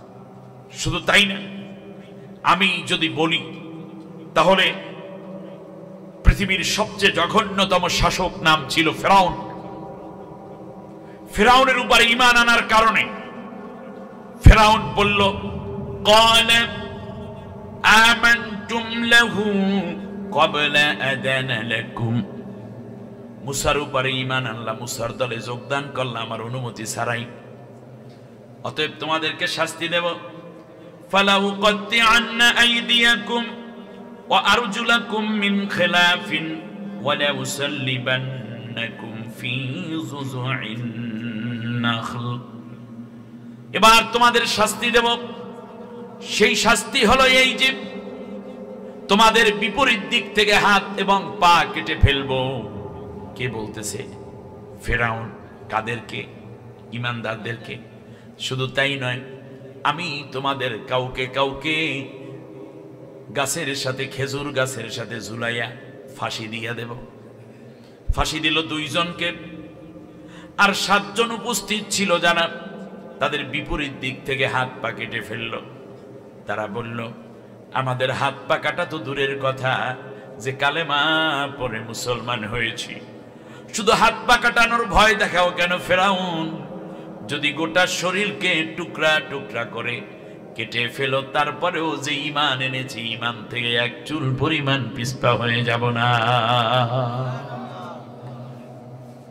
হযরত মুসা পয়গম্বর এবং আল্লাহ তাআলার উপরে ঈমান আনার অপরাধী নির্যাতন যখন শুরু হলো, 7 জনকে বিপরীত দিক থেকে হাত পা কাটলো ফেরাউন, আর 2 জনকে ফাঁসি দিল খেজুর গাছের সাথে ঝুলাইয়া। এই কারণে আমরা বলি সে অত্যাচারী, অনেক বড় স্বৈর শাসক, টেরোরিস্ট, কত কিছু বলি। কিন্তু আপনি কি জানেন, মাত্র এই 15ই আগস্টের, এই যে 5 আগস্টের আন্দোলনে, জুলাই আগস্টের আন্দোলনে যেই ধরনের বুলেট পুশ করা হয়েছে, এত বিষাক্ত বুলেট ছোড়া হয়েছে, আমার দেশের এই পর্যন্ত 2324 জন, কত বলছি, 2324 জন, এর মধ্যে ছাত্রীরাও আছে, ছাত্ররাও আছে, এদের হাত এবং পা কেটে ফেলতে হয়েছে। এত বিষাক্ত বুলেট। ডাক্তার বলেছে যদি আর 1-2 দিন যদি এই বুলেট শরীরের মধ্যে থাকে, তাহলে গোটা শরীর ক্যান্সারে ভরে যাবে। সুতরাং পা কাটা ছাড়া আর কোনো উপায় নেই। কারো মেরুদণ্ডের মধ্যে এখনো বুলেট, এক সাইড প্যারালাইজড হয়ে গেছে, কারো গলার মধ্যে বুলেট, কারো ঘাড়ের মধ্যে বুলেট, কারো কানের মধ্যে বুলেট, কারো ব্রেইনের মধ্যে এখনো বুলেট ঢুকে আছে আমার ভাইরা, কারো উরুর মধ্যে, কারো পায়ের মধ্যে, গিরার মধ্যে। এই পর্যন্ত 2324 জনের পা কেটে ফেলতে হয়েছে। ফেরাউন মাত্র 7 জনের হাত আর পা কাটার কারণে, ফেরাউন যদি এত জঘন্য ফেরাউন বলে আমরা ঘৃণা করি, তাহলে যে 2324 জনের পা কাইটে গেল, তারে আপনি কি ফেরাউন বলবেন? কিন্তু ইতিহাস সাক্ষ্য দেয়, আমি এই গোটা কোরআন থেকে অনুবাদ করা একজন মানুষ, আমি দেখি নাই কোথাও যে কোনো শাসক তার প্রজাদের চোখ অন্ধ করে গেছে, চোখ উঠায় নাই। কিন্তু করেছি, যাওয়ার আগে ছাত্ররা আন্দোলন করলো কোটা না মেধা, ওরা বলল মেধা। মেধা মেধা থাকে কোথায়? মাথায়। মাথা বরাবর গুলি করেছে, গুলি করে মেধাবী সন্তানদেরকে অন্ধ করে দিয়েছে, যাদের সংখ্যা 3000-এর বেশি, যারা জীবনে আর চোখ ফিরে পাবে না। আমার বন্ধুগণ, চায়না থেকে, চীন থেকে 52 জন ডাক্তারের 2টা টিম এসেছে ইতিমধ্যে বাংলাদেশে 2 বার, যারা এসে এই যে হাত এবং পা কেটে ফেলা হয়েছে যাদের, তাদের জন্য কৃত্রিম পা এবং হাত সংযোগ করে জীবন স্বাভাবিক রাখা যায় কিনা চেষ্টা করে যাচ্ছে। আপনি এর স্বৈর শাসক বলবেন না, আর উনি নাকি শর্ট করে চলে, আপনি আসেন। এদেশের মানুষ মুগুর নিয়ে রেডি আছে, ঠিক না বলেন? কিন্তু আওয়ামী লীগ এই সন্ত্রাসী দলটির কর্মীদের দিকে তাকালে আমার করুণা হয়। যাওয়ার সময় বোনের হাত ধরে সে নিয়ে গেল, আপনাদেরকে কি দিয়ে গেছে? ভাগ্য ভালো সরাসরি বিএনপির হাতে ক্ষমতালা যায় নাই, আর না হইলে চামড়ার পরে গোস্তের পর হাড্ডি একটাও ঠিক থাকতে না, বহুত পড়িয়ে যাইতে, ঠিক কিনা বলেন? মাঝখানে ইনুস চাচা এসে কইছে কিছু কইস না, তবে সাইরা দেবে এই চিন্তা আপনি মনে করেন না। ধরা খাইছি, এরা সবাই অ্যারেস্টেড, এখন সব অ্যারেস্ট আছে। ওই মাঝে মাঝে বলে যে গুলশানের 2 নম্বর রোডের 13 নম্বর লেন থেকে উদ্ধার করা, গ্রেপ্তার করা হয়েছে অমুককে। এর মানে আবার লইয়া যায় একেবারে সেই কুড়িগ্রাম, কখনো লইয়া যায় চট্টগ্রামের ওই কোনায়, কখনো লইয়া যায় একেবারে সাতক্ষীরার সীমান্ত এলাকায়, ওখান থেকে অমুককে অ্যারেস্ট করা হয়েছে। এর মানে হচ্ছে এগুলো আগেই ধরা, গাড়িতে করিয়া লইয়া যায়, ওই অ্যারেস্ট করিয়া আবার নিয়ে আসে। এর মানে জিনিস সব খাসার মধ্যেই আছে, কাউয়া মাউয়া যে আছে সব খালাস, এবং গোয়েন্দাদের কাছে খবর আছে।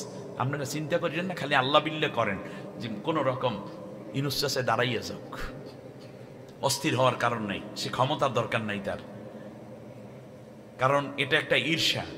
এত বড় শক্তিশালী একটা মানুষ, দেশের প্রেসিডেন্ট, অন্য কেউ কিছু কইতে পারে। ডোনাল্ড ট্রাম্প ক্ষমতায় গেছে, এখনো শপথ হয়নি।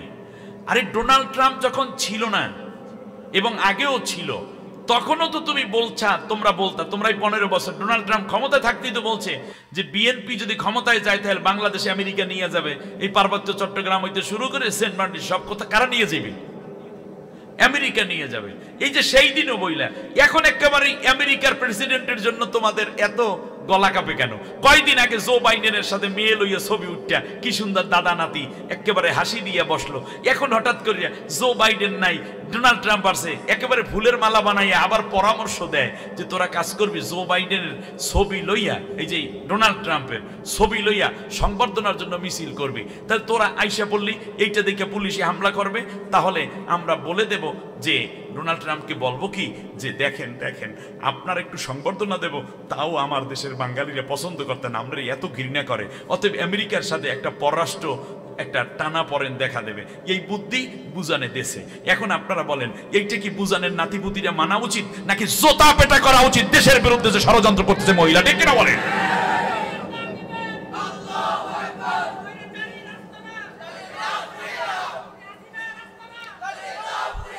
সম্মানিত ভাইরা, আল্লাহ রাব্বুল আলামিন বলেন ভালো কাজের আদেশ এবং খারাপ কাজের নিষেধ যদি তোমরা করো তাহলে একা করলে হবে না, এটা জামাতবদ্ধ হতে হবে। সুবহানাল্লাহ বলেন।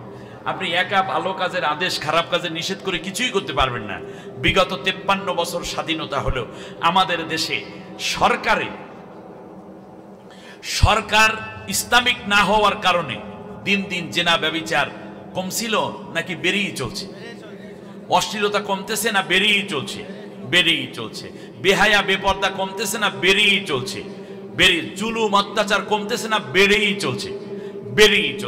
অতএব এইটাকে কমানোর আয়োজনটা কোথায়? এই জন্য আমাদের যেই ছিদ্রিগুলো স্পষ্ট করে গেছে জালেম সরকার। ঠিক না বলেন? মানে অর্থমন্ত্রীর অর্থ কেলেঙ্কারি, এই অর্থ কেলেঙ্কারি হতে পারে জ্বালানি মন্ত্রীর মাধ্যমে, হতে পারে অর্থমন্ত্রীর মাধ্যমে, হতে পারে এমপির মাধ্যমে, হতে পারে ভাইস চেয়ারম্যানের মাধ্যমে, চেয়ারম্যানের মাধ্যমে, যতগুলো অবৈধ অর্থ ব্যবস্থা আছে এগুলো সব। তাহলে এখানে একদল সৎ মানুষ দরকার। সৎ মানুষের জামাতি জিন্দেগি ব্যতীত একটি রাষ্ট্র কোনো দিনও ভালো রাষ্ট্রে পরিণত হতে পারে না। হঠাৎ করে বাবুজানের মাথায় কি ঢুকলো আল্লাহ জানে, ঘোষণা দিয়ে বসলো আমরা যদি ক্ষমতায় যাইতে পারি তাই মদিনার সনদে দেশ চালাবো। আমরা খুব খুশি হয়েছি, যাক মদিনার সনদে দেশ চালাইলে কমপক্ষে মুসলমান হয়ে এই এত বড় একটি মুসলিম রাষ্ট্রেও আমরা ছিলাম সংখ্যালঘুর মতো, আরো বেশি আমাদের সংখ্যালঘু তো আছে জামাইয়াতরে অন্য ধর্মের লোকেরা। এক পর্যায়ে আমরা খুব আশান্বিত হলাম, হুজুরেরাও বলা শুরু করলো আলহামদুলিল্লাহ খুব ভালোই হয়েছে যে মদিনার সনদে দেশ চালাইবে। উম্মা ক্ষমতায় যাওয়ার পরে 2 বছর যাইতে না যাইতে তাকাই দেখলাম এটা তো মদিনার সনদে, মোদির সনদে চলে। ঠিক কিনা বলেন? মদিনার সনদ না মোদির সনদ? একটি সুষ্ঠু সরকার ব্যবস্থাপনা না হলে আমার দেশের সার্বিক উন্নয়ন সম্ভব না। আমি আপনাদেরকে একটা উদাহরণ দিই। মদিনায় আল্লাহ নবী সাল্লাল্লাহু আলাইহি ওয়াসাল্লামের পরে খেলাফতের দায়িত্ব পেলেন হযরত আবু বকর রাদিয়াল্লাহু তাআলা আনহু। শুনতেছেন আপনারা? ওই খেলাফতের আবু বকর রাদিয়াল্লাহু তাআলা আনহুর রাষ্ট্রের চিফ জাস্টিসের দায়িত্ব পেলেন হযরত ওমর রাদিয়াল্লাহু তাআলা আনহু। প্রধান বিচারপতির নাম কি? ওমর, আর খলিফা আবু বকর রাদিয়াল্লাহু। বেশ ভালো, 2 বছর হয়ে গেছে, কোনো মামলা নাই। সুবহানাল্লাহ। 2 বছর পরে একদিন এশা নামাজ শেষ করে হযরতে ওমর রাদিয়াল্লাহু তাআলা আনহু আবু বকরের হাত ধরে বললেন যে ভাই, আপনি আমাকে এমন একটা মন্ত্রণালয় দিলেন যেই মন্ত্রণালয়ে কোনো কাজ নাই, খালি যাই অফিস করি আর বেতন ভাতা নেই। বলে মানে? বললো যে আমাকে চিফ জাস্টিসের দায়িত্ব দিয়েছেন কিন্তু কোনো মামলা নাই। মামলা না থাকলে আমার কাজটা কি? বিচারপতির কাজ কি? বিচারই তো নাই। কোনো মামলা নাই 2 বছর। সাথে সাথে হযরত আবু বকর জিজ্ঞেস করলেন, লিমাযা লাম ইয়াজিউকা লিল মুকদ্দামা। একের বুখারী শরীফের ইবারত বলল যে আপনার কাছে মানুষ বিচারপতি বিচারের জন্য কেন আসে না? বিচার না আসার কারণ 3টা। কয়টা? 1 নম্বর হচ্ছে দেশে কোনো বেআইনি কিছু নাই, অশান্তি নাই, কিলাকিলি নাই, মারামারি নাই, জায়গা জমি দখল নাই, এরপর চাঁদাবাজি নেই, সুদ নাই, ঘুষ নাই, দুর্নীতি নাই, জিনা নাই, ব্যভিচার নাই, অতএব মামলা নেই। এটা একটা কারণ। দ্বিতীয় হচ্ছে যদি ন্যায় বিচার পাওয়ার কোনো আশা না থাকে তাহলেও মানুষেরা কিন্তু বিচার জন্য মামলা করতে চায় না। মামলা করে হইবে কি? কারণ অত করছে ওরা আমি তো জানি, অতএব যেভাবে আছি এইভাবে থাকি, মামলা করে টাকা নষ্ট করে লাভ নাই। কারণ হচ্ছে ওদের ওকিল, ওদের পুলিশ, ও মামলা করলে উল্টে বিলে আরো আমাদের অসুবিধা হবে। তখনও মানুষ এই যে পতিত সরকার, যেটা পালানো সরকার, এই বাবুজান যে পালাই গেল, এই সময় মানুষ কিন্তু বিরোধী দলরা মামলা করার ন্যূনতম সাহস পেত না। তৃতীয় হচ্ছে মামলা করার পরে যদি আরো ক্ষতি বাড়ার সম্ভাবনা থাকে, আশঙ্কা থাকে, তাহলে মানুষ মামলা করে যায় না। মনে করেন গরু একটা জবা দিয়ে খাইয়া ফেলাইছে সরকারি দলের লোকেরা, যদি শোনে যে মামলা করতে গেছে, তারা যদি বলে যে ঘরটা আগুন দিয়ে পোড়াই ফেলাম, তোর ছেলেদের কিডন্যাপ করবো, এরপরে দেখবি আনে কি অবস্থায়, তোর 100টা মামলা দিয়ে ঘর ছাড়া করবো। বেশি ফাইজলামি করো না, একটা গরুই না খাইছি, মামলার কি হইল? আবার পারলে আদায় করিয়া 20 টাকা। মামলা করলে কিন্তু খবর আছে, 8 ডি ঘুরে ঘুরে, তখন দেখে যে ওরে বাবা, 4 দিকে যে সন্ত্রাসীরা কথা বলতেছে, ওই গরু একটা গেছে, যায় দেখ বাবা, লাগলে ছাগল আর একটা নিস, কিন্তু মামলা করব না। আল্লামা সাইদি রাহিমাহুল্লাহ হত্যা করা হলো, কোনো মামলা করতে তারা যায় নাই, তার সন্তান, তার স্ত্রী যায় নাই। তার কারণ জানে এই মামলা করলে কোনো লাভ হবে না। এখন মামলা হবে, ট্রাইব্যুনাল ইজ রেডি, খেলা হবে। মাসুদ সাইদির বক্তব্য ঠিক কিনা বলেন? খেলা হবে।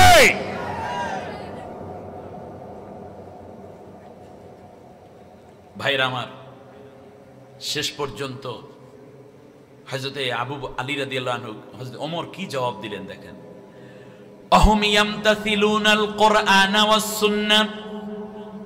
আমার দেশের মানুষেরা ইসলামিক আইন মানে, ইসলাম জানে, কোরআন জানে এবং সুন্নাহ জানে, যার কারণে যে যতটুকু হক পাবে সেই হকটুকু সবাই সবাইকে দিয়ে দেয়।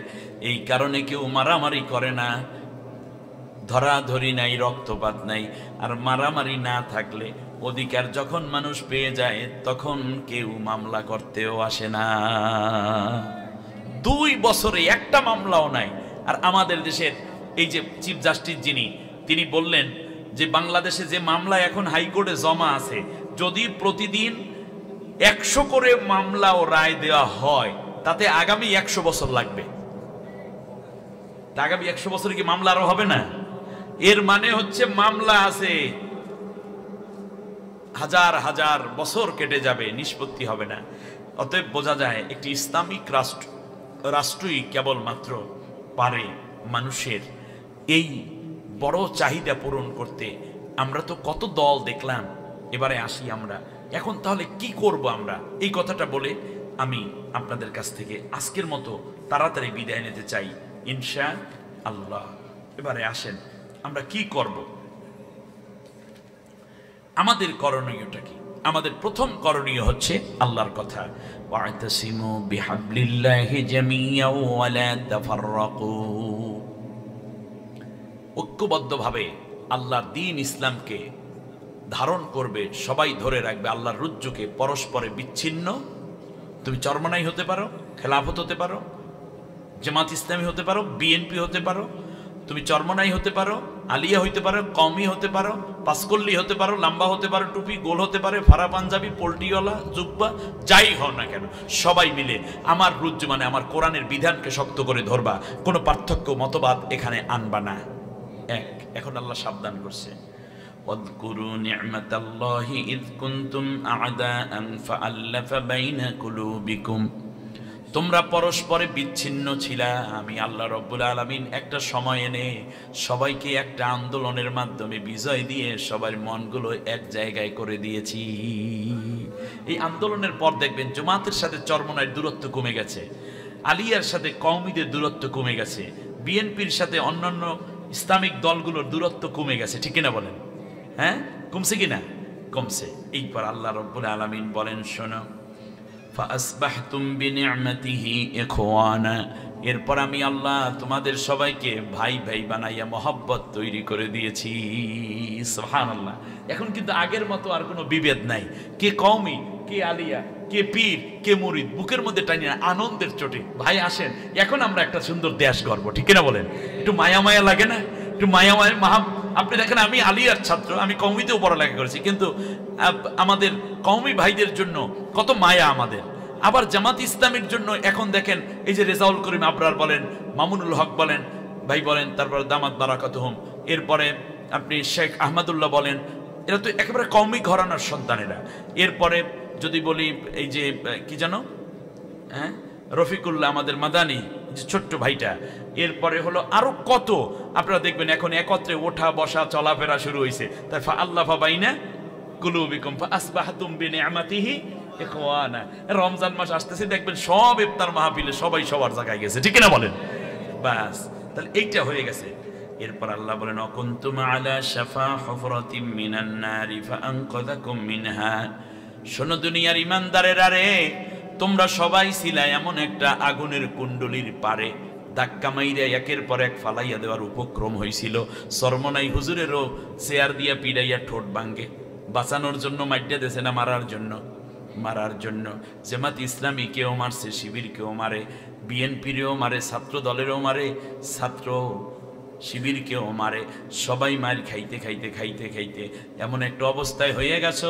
এতক্ষণ এখানে কথা বলতাম, দেখতেন ওসি দুইজন আইয়া গেছে, র্যাবের গাড়ি একটা হাজির, পুলিশের গাড়ি পেছনেই আছে, তাড়াতাড়ি খবর দেয়, কর্তৃপক্ষ লিখকে দেয়, হুজুর পুলিশ কিন্তু আইয়া গেছে, খবর হয়ে গেছে। হুজুর শেষ পর্যন্ত কয়, কি কমু মনে নাই, আল্লাহ তুমি আমার ঘরে মাফ কইরা দেওয়ার এক। হুজুরে কয়, আল্লাহ আমি আর কি কমু, আপনি একজন জান্নাতি মহিলা। একই ইচ্ছে না ঠেলায় ঠেলায়। আমার ভাইয়েরা, ইমাম সাহেব বক্তব্য দিতে পারেন, এটা কি আগুনের কুণ্ডলীর কিনারে না? অবশ্যই, একেবারে জ্বলে যাওয়া জীবনের, যেন ধসে যাওয়া আগুনের তাপে নিজের জীবনকে পুরে পুরে যেন শেষ করে দেওয়ার উপক্রম হয়ে গেছে। তোমরা এই অবস্থায় ছিলা, বিশ্বাস করেন এমন একটা অবস্থা ছিল, আপনারা কি ভুলে গেছেন? রাস্তা দিয়ে হাঁটতেন, দুইজন অপরিচিত মানুষ দেখলেই মনে হচ্ছে এটা বুঝি আরেকটা গোয়েন্দা।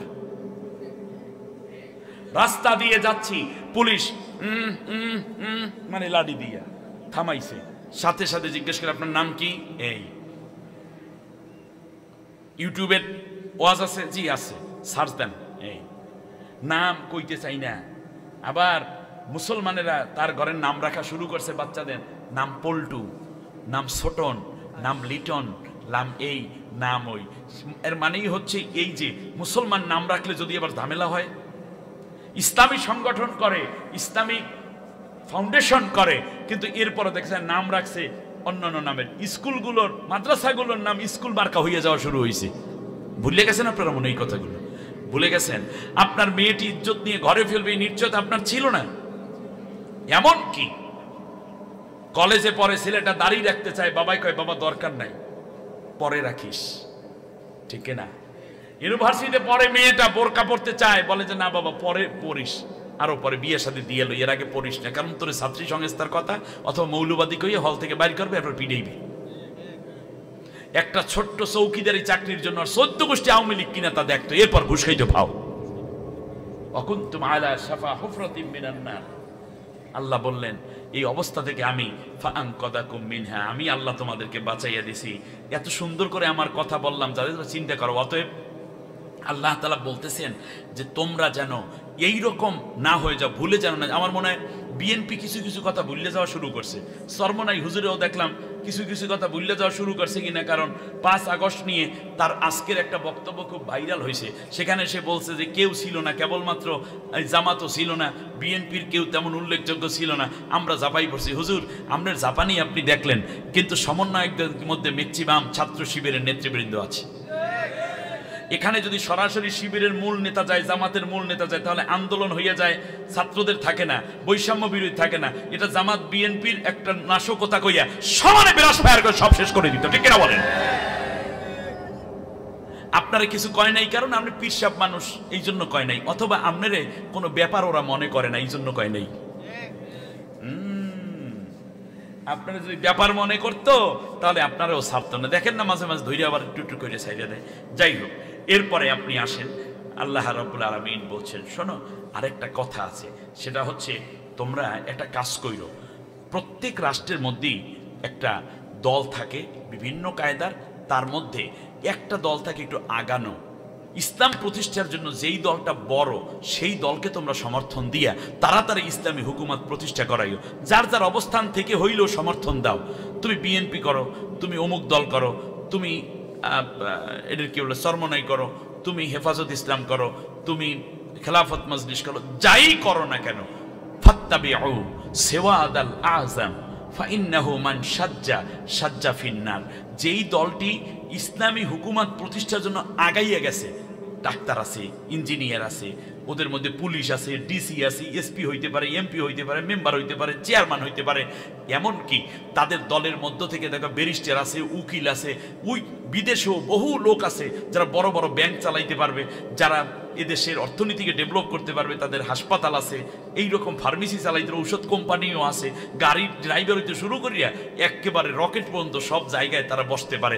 এইরকম যেই দলটা আছে ফাত্তাবিউ সিওয়াদাল আযম, ওই দলটাকে তোমরা সবাই মিলে সমর্থন দিয়া আগে সংসদে পাঠাইয়া দাও। তাহলে আমার এই দলটা দ্বারা যদি কোরআনের বিধান কায়েম হয়ে যায়, তাহলে অন্যায়টা রোধ হয়ে যাবে, ইয়ামুরুনা বিল মারুফ নাহি আনিল মুনকারের কাজটা তাড়াতাড়ি বাস্তবায়ন হবে। এই মুহূর্তে যদি ইসলামী দল ক্ষমতায় যায়, আজকে রাতেই আইন হবে, প্রোস কোয়ার্টারগুলো বন্ধ হয়ে যাবে।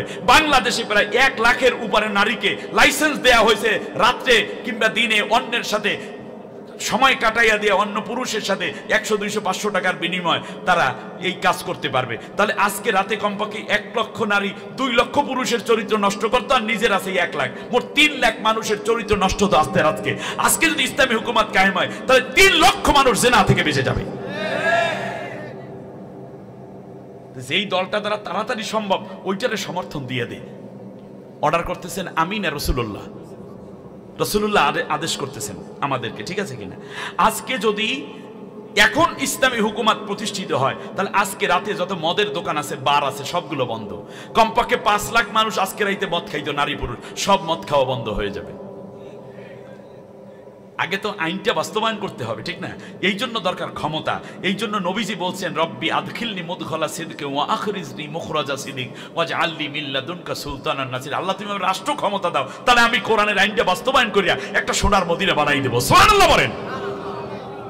তাহলে বড় দল কোনটা? আপনাদের কাছে আমি বিচার দিয়ে গেলাম, দাবি দিয়ে গেলাম, আমানত রেখে গেলাম। যেই দলটি দ্বারা তাড়াতাড়ি ইসলামী রাষ্ট্র প্রতিষ্ঠা সম্ভব, সেই দলটাকে আমরা আগামী নির্বাচনে সংসদে পাঠিয়ে আল্লাহর কোরআনের রাজ কায়েমের জন্য সুযোগ করে দেব। চরমনাই থাকেন, কিন্তু এই সময়টায় তাদেরকে দিয়ে দেন, কারণ আপনার যতটুকু চালান আছে এইটা নিয়ে তাদের কাছে আসেন। সারসিনা চলে আসেন, ফুরফুরা চলে আসেন, জৈনপুর চলে আসেন, তবলিগ চলে আসেন, কওমি চলে আসেন, হেফাজত চলে আসেন, বিএনপি চলে আসেন, আমরা চলে যাব। সব যেই দলটি দ্বারা আগে ইসলামী হুকুমত কায়েম সম্ভব বড়, সেই দলটাকে আমরা সমর্থন দিয়ে দেব।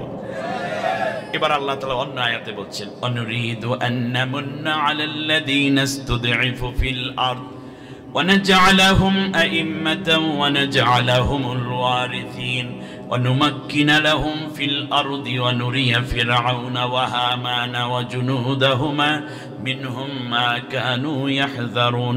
ইসলামী হুকুমত প্রতিষ্ঠায় আন্দোলন করতে গিয়ে যেই দলটা সবচেয়ে বেশি নির্যাতিত হলো, নিষ্পেষিত হলো, মামলা খাইলো, ফাঁসি খাইলো, আয়না ঘরে গেল, অত্যাচারিত হলো, আমি আল্লাহ ডিসিশন নিলাম ওই দলটাকে আমি আল্লাহ রব্বুল আলামিন আমার রহমতের চাদর দিয়ে ঢেকে দেব। সূরা কসাসের মধ্যে আল্লাহ তাআলা বলেন, অনুরিদু আন্নামুন্না, আমি অবশ্যই দয়া করব ইয়াস্তাদিফু তাইফাতাম মিনহুম, যারা ফিরাউন সবচেয়ে নির্যাতন করে রাখতো। আল্লাহ বলেন অনুরিদু আন্নামুন্না আলাল্লাযীনা ইসতুদিফু ফিল আরদ, দেশের মধ্যে রাষ্ট্রের মধ্যে সবচেয়ে নির্যাতন হয়েছে যেই দলটা, আমি আল্লাহ ডিসিশন নিলাম, সিদ্ধান্ত নিলাম ওই দলের উপর আমার রহমত দেব। ওয়ানাজআলাহুম আইম্মাতান, ওই দলটার হাতে আমি আল্লাহ রাষ্ট্রের সমস্ত দায়িত্ব উঠাইয়া দেব। সুবহানাল্লাহ বলেন। তা আল্লাহ চান নির্যাতিত দলটারে দয়া করতে, নির্যাতিত দলের হাতে ক্ষমতা দিতে। আপনারাও চান কিনা? বাংলাদেশে নির্যাতিত দল কোনটা? এই দলটাকে আল্লাহ এই মুহূর্তে মনে হয় আমাদের সামনে এনে দিয়েছেন। এইবার যদি হাতছাড়া করেন, বাংলাদেশে ইসলামী হুকুমত প্রতিষ্ঠার জন্য আপনাকে আর 100 বছর সময় গুনতে হবে। তার কারণ র বসে নাই, সিআইএ বসে নাই, মোসাদ বসে নাই, বাংলাদেশের ভিতরে দালালগুলা বসে রয়েছে, বামপন্থী রামপন্থীগুলা ঘাপটি মাইরা বসে রয়েছে। এই সুযোগের সাথে সবাই মিলেমিশে হেফাজতও থাকবে এই আন্দোলনের বিজয়ের কাফেলায়, চরবনাইও থাকবে, সারসিনা থাকবে, মোকামিয়া থাকবে, ফুরফুরা থাকবে, হাটাজারি থাকবে, সেখানে বিএনপিও প্রয়োজনে থাকবে, থাকবে আরো তবলিগ, থাকবে আরো কওমি, থাকবে আলিয়া, থাকবে দাড়ি টুপিওয়ালা, থাকবে দাড়ি টুপি বিনাওয়ালারা।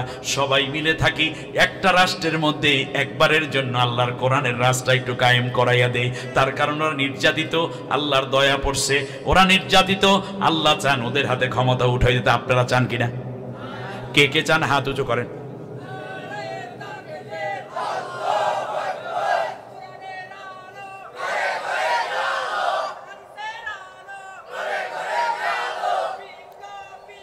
আল্লাহ কবুল করুন।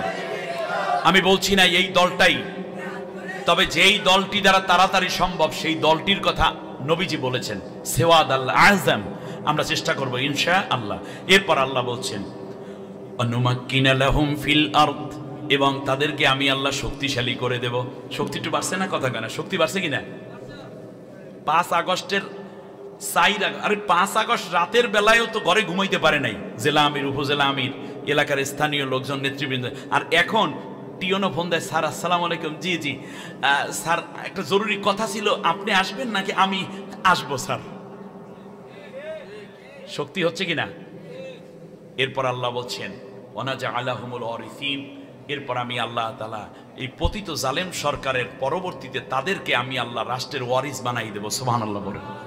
শেষবারে আল্লাহ বলছেন আর একটা চরিত্রের কথা বলছেন, মিনাল মুমিনিনা রিজালুন সাদাকু মা আহাদুল্লাহ আলাইহি ফামিনহুম মান ক্বাদা নাহবাহু ওয়া মিনহুম মান ইয়ানতাজির ওয়া মা বাদদালু তাবদিলা। সূরা আহজাবের 23 নম্বর আয়াতে মনে আঙ্গুল দিয়ে আল্লাহ আমাদেরকে বলছেন, এমন একটা দলকে আমি পছন্দ করি যেই দলের মধ্যে এমনও নেতা আছে যাদের একের পর এক হত্যা করা হচ্ছে, আরেকজনকে রেডি করা হচ্ছে, কিন্তু এরপরেও তারা দিন প্রতিষ্ঠার আন্দোলন থেকে পিছপা হয়ে যায় নাই। সুবহানাল্লাহ বলেন।